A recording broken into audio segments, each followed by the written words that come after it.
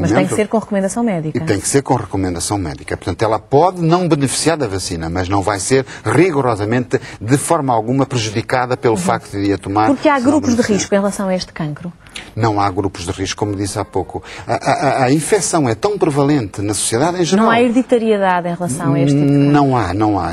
O cancro do colo do útero é hoje considerado em todo o mundo, portanto, uma doença sexualmente transmissível pelo facto de que este vírus é preferencialmente transmitido através das relações. Portanto, não há aqui uma carga familiar, como há, por exemplo, no cancro da mama, no cancro do ovário, no cancro do cólon, não existe em relação ao cancro do colo do útero. As pessoas que podem tomar as mulheres que podem tomar esta vacina, devem fazê-lo tomando uma vez?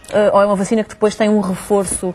Exatamente. Pronto, o que se recomenda é que ela seja preferencialmente a idade-alvo, pela razão que eu disse há pouco, que a imunidade é maior, é mais forte, digamos assim, na adolescência, que seja até aos 16 anos de idade. Portanto, e aí são recomendadas 3 doses. Ela deve fazer, portanto, no primeiro dia, digamos assim, 2 meses depois e 6 meses depois. No intervalo de 6 meses, deve levar 3 doses. Quando é que ela depois vai fazer o reforço? Isso ainda não está determinado.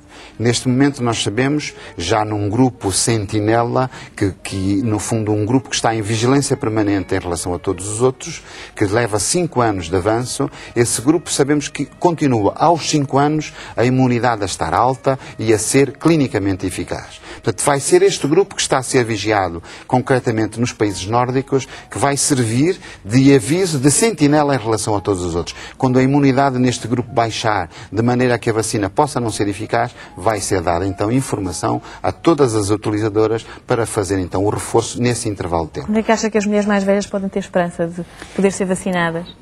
É possível que venham a ser, porque os estudos estão aí. Há portuguesas, voluntárias portuguesas envolvidas nesse estudo, de mulheres com mais de 26 anos. Este estudo está a decorrer, vai levar ainda cerca de 2 anos a que nós tenhamos conhecimento acerca do valor da imunidade e da eficácia clínica dessa vacina em mulheres com mais de 26 anos. Nós temos algumas imagens sobre esta vacina que eu gostava que o Daniel Pereira da Silva comentasse para percebermos exatamente como é que atua. Já dissemos que, enfim, era um método revolucionário. Vamos então ver estas imagens para perceber exatamente, se quiser comentá-las, obviamente.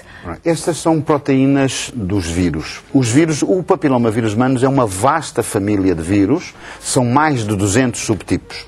No entanto, o 6 e o 11 são os mais importantes para as doenças benignas, para os condilomas. Os 16 e o 18, que estão ali numerados, são os mais importantes para o cancro do colo do útero. Daí que esta vacina seja tetravalente, isto é, ela pretende prevenir as doenças benignas mais frequentes e o cancro invasivo, portanto, igualmente. Não é? Portanto, esta imagem demonstra o anticorpo a ir de encontro, portanto, à produção, ir de encontro à partícula viral, inibindo-o, digamos assim. É o mecanismo de ação desta vacina, como de todas as vacinas. É importante salientar que esta vacina não tem nenhum tipo de vírus, nem modificado, nem nada. Portanto, ela não induz qualquer tipo de infecção. Não tem contraindicações ou pessoas que não a possam tomar? Tem-se reservas atualmente em relação aos imunodeprimidos, nomeadamente aos portadores do vírus do HIV e às pessoas que façam tratamentos de imunodepressão, por exemplo, transplantes ou por outras circunstâncias deste género. De resto, todas as outras pessoas estão abrangidas. Exatamente. E não se recomenda também durante a gravidez, nem, portanto, não é? Embora após, portanto, 6 meses depois já se possa ter feito a vacina, a mulher pode ficar grávida. Portanto, depois, a penetração, lá está, o contacto, é o que a imagem pretende mostrar, da célula com o vírus, é imediatamente o anticorpo neutraliza a infecção ali. Daí que a vacina, nas 25 mil mulheres neste momento em ensaio, tenha demonstrado 100% de eficácia, o que é notável, em relação às lesões provocadas pelo 16 e pelo 18, portanto, às malignas, e 90% de eficácia em relação aos condilomas, porque são provocados pelo 6 e pelo 11. Como é uma coisa nova e os portugueses às vezes são um bocadinho velhos do restelo, acha que as mulheres em Portugal vão ter alguma resistência em experimentar a vacina, ou pelo contrário, porque estamos a falar de um assunto muito sério, uma doença fatal, como é o cancro, que as pessoas vão querer em massa tomar esta vacina? Olha, eu sou muito otimista nesse aspecto. Eu acho que nós temos muitas vezes sinais contraditórios na sociedade portuguesa, é verdade. Mas em termos de vacinação, por exemplo, o Plano Nacional de Vacinação tem, em termos de penetração nos jovens portugueses, das taxas maiores da Europa. Isso é notável, portanto, e é de facto uma experiência riquíssima que nós temos. E daí que eu julgo que, num futuro próximo, esta vacina vai ser incluída no Plano Nacional de Vacinação e vai ser oferecida aos jovens. Isso significa que vai ser comparticipada, coisa que agora não é. Vai ser. Neste momento não é, temos que esperar, pronto, temos que admitir realmente que, enfim, atendendo ao investimento que representa, que as autoridades necessitem, que o Ministério da Saúde necessite de estudos que demonstrem que a relação de investimento para o benefício esperado que vale a pena. Eu acho que esses dados vão ser indiscutíveis em futuro próximo, temos que esperar que isso aconteça, mas eu acho que as perspectivas da sociedade portuguesa são muito positivas nesse aspecto. Eu acredito, francamente, que a penetração desta vacina entre nós que vai ser um sucesso.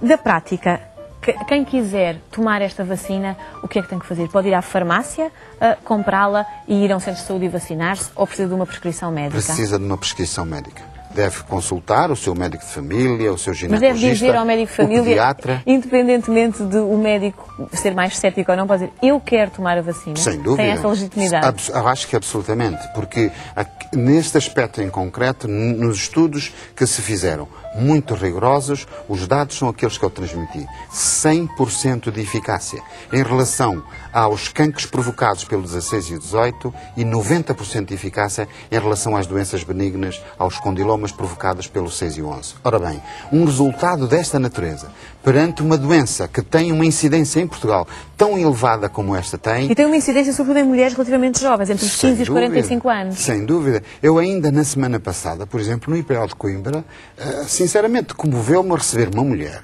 com 36 anos de idade, com 3 filhos, com um cancro invasivo inoperável.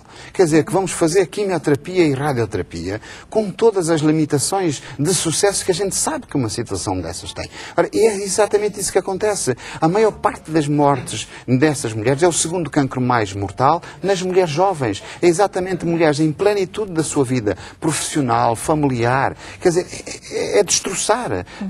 Acha que as mães têm aqui um papel também importante, já que estamos a falar enfim, mulheres muito jovens que podem ser vacinadas, estamos a falar de adolescentes. Claro, é o que se pretende, é exatamente que as mães sejam elas as primeiras, portanto, a indicar e a levar a que as suas filhas, preferencialmente, eu saliento isso, é preferencialmente as filhas, os rapazes também, mas tínhamos como objetivo prioritário as raparigas, porque são elas realmente aquelas que estão mais sujeitas a complicações mais drásticas do vírus. E, portanto, eu acredito, e isso é importante, que sejam as mães, como sempre, são as guardiãs em relação aos filhos, são as guardiãs da família, e serão elas, sem dúvida nenhuma aqui, que vão ser pioneiras no sentido de alertar, inclusivamente no seio familiar, mas o médico, chamando-lhe a atenção, eu gostaria que a minha filha fizesse essa vacina. Muito bem. É um meio revolucionário e eu penso que provavelmente daqui a 10 anos, se estivermos aqui a conversar, veremos com certeza números muito diferentes graças a esta vacina.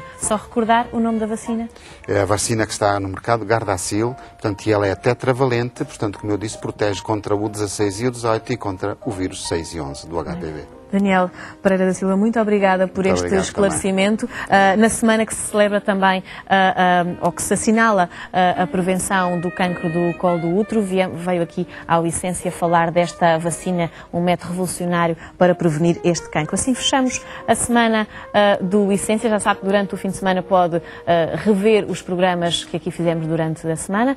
Eu espero por si a partir de segunda-feira às 6h30. Até lá, fique bem. Bom fim de semana.